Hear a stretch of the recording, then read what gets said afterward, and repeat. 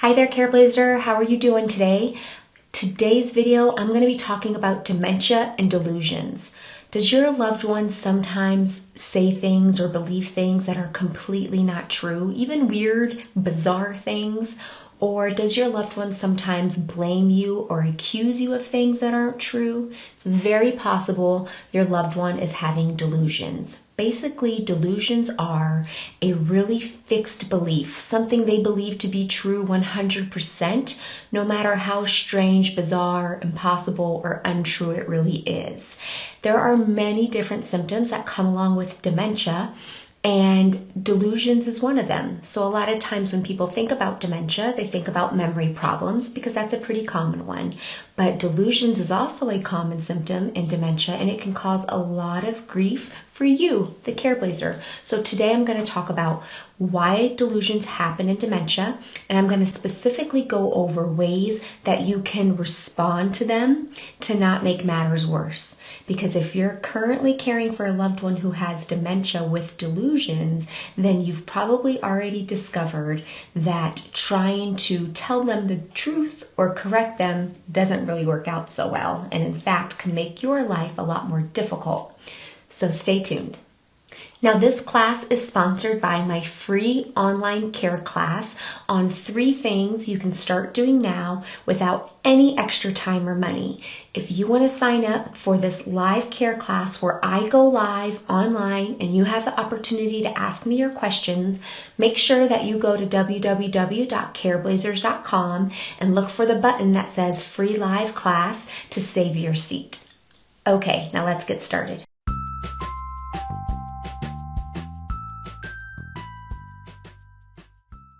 So why do delusions happen in the first place?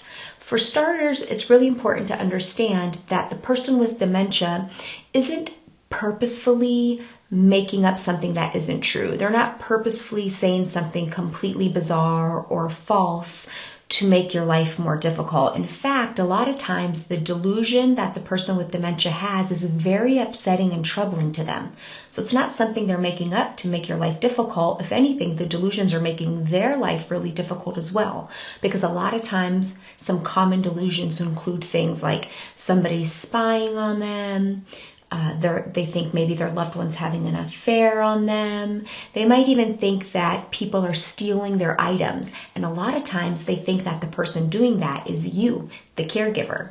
So just know that the person with dementia is not doing this on purpose. It's really upsetting to you, I know, but it's also really upsetting for the person with dementia.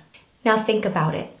In dementia, the brain has a really hard time understanding their environment. So we know in dementia, memory is affected a lot, right? So they're not remembering things that are going on or things that have happened.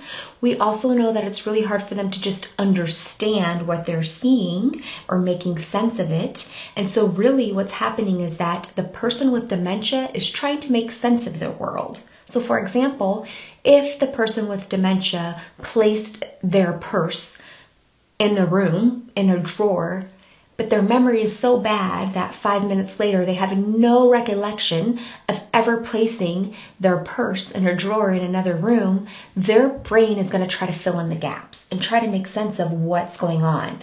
And a lot of times the most logical explanation is somebody must have stolen my purse. And then what happens is you, the caregiver, the person who's around the most, a lot of times gets the brunt of that. So it's the brain trying to make sense. I had my purse, now I don't have my purse. What must have happened? It must be the person that's coming around, right? So the brain is just not understanding what's going on around it, and it's coming up with things to help fill in the blanks. And sometimes those things don't make much sense, but for your loved one with dementia, it makes sense in their mind. So let's talk about what specifically you can do if your loved one's having delusions, things to help you respond to your loved one having the delusions without getting them more upset or angry or irritable. Number 1, don't argue. Don't tell them they are wrong. Don't tell them that what they believe isn't true. If anything is more likely to lead to your loved one arguing more or being more frustrated, and possibly you being even more of a suspect in their delusions, if you are already, it's going to be arguing with them. As much as you're going to want to respond with a rational explanation and tell them that what they believe isn't true, don't resist that urge. Remember, your loved one's not purposefully trying to lie to you. They 100% believe what they believe to be true, no matter what you say. Many times, caregivers feel like if they don't correct their loved one with dementia, then that means that they're agreeing with their loved one who has dementia, and that's just not true.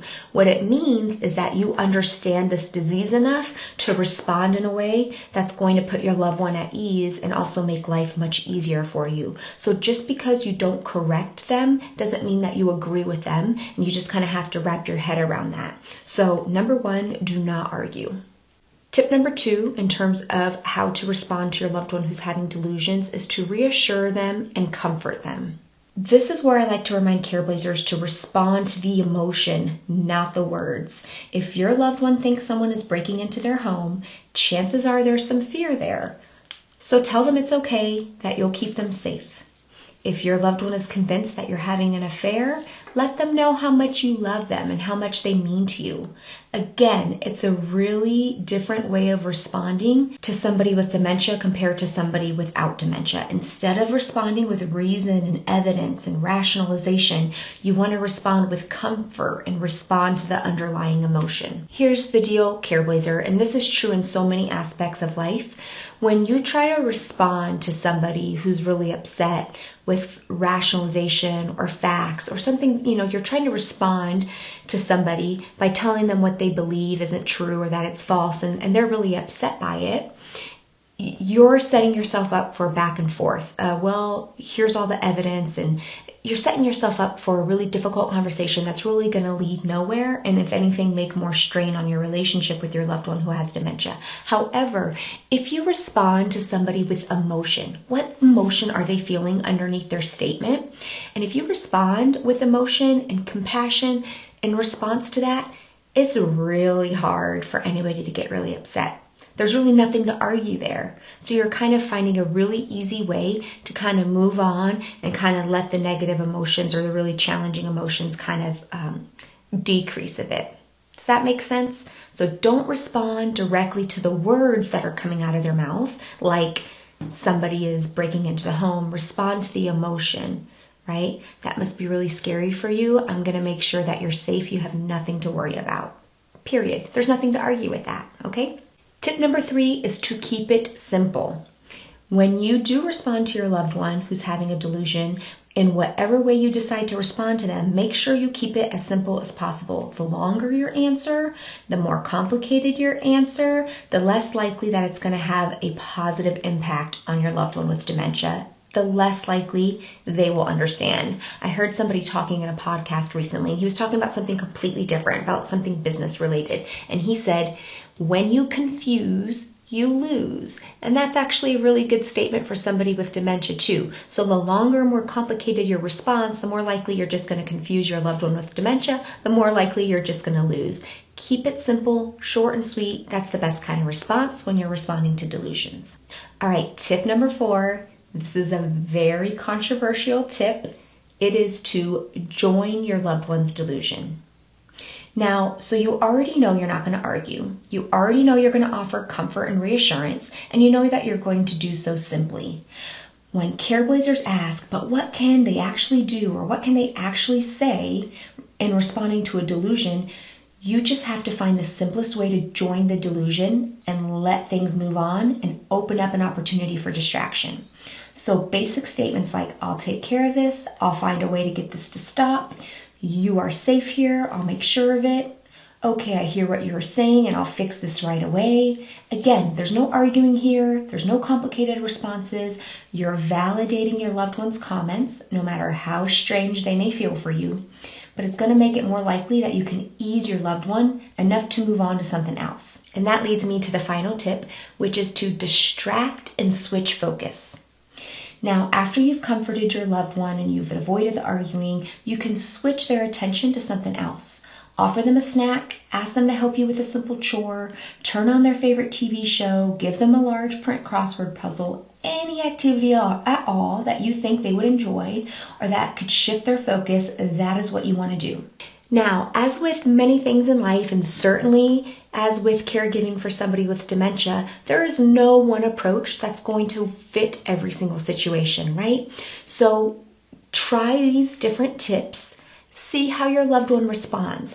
Your greatest teacher, Careblazer, is going to be paying attention to how your loved one responds. So experiment, be creative, try one of these ways of responding out to your loved one, and then see how they respond.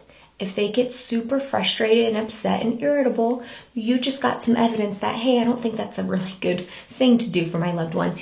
My loved one doesn't respond really well to that approach. Try another approach, and if it seems like your loved one respond well to it, well, guess what? You just got some good information there, okay? So you have to take the information that you're hearing and then figure out how to apply it best to your situation, best on what you know about your loved one, and then just seeing how they respond.